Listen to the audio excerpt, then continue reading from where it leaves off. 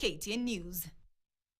Away from politics, the African Union's gradual withdrawal of troops from Somalia's volatile regions may pose new challenges for Kenya's plans to reopen its border with Somalia.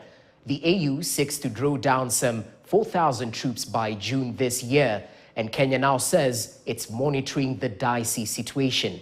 Last year, Kenya halted plans to reopen the borders, citing a wave of attacks linked to Al-Shabaab.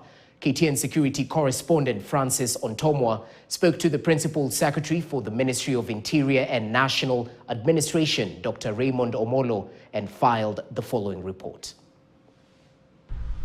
The Kenya-Somalia border stretches over 800 kilometers, and it's been one of the most difficult to secure. Following Kenya's military intervention in 2011 to combat Al-Shabaab insurgents, last May marked the first announcement of plans to dismantle the 12-year blockade. But weeks into the announcement, the plan was frozen due to security concerns. And in the scheme of things, the plan could take even longer. With that drawdown, there is a good chance that it will come with added challenges around security, which we are constantly discussing, we are constantly engaging, and we are looking forward in the next coming months to probably about a year when we'll be able to have these border points fully functional. Al-Shabaab has been fighting for more than a decade to topple Somalia's central government, and the effects of the instability have been felt at home.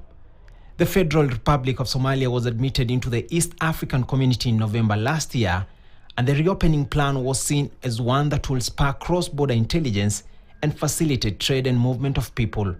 Somalia is now a member of the East African Community. So we are basically one huge community of nations within the East African context, and part of even the admission of Somalia into the EAC was basically to allow them to benefit from that unity that the other countries get.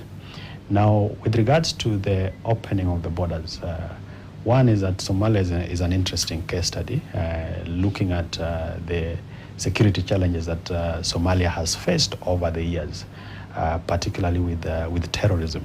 And therefore, it means that as a country, we take a lot of interest.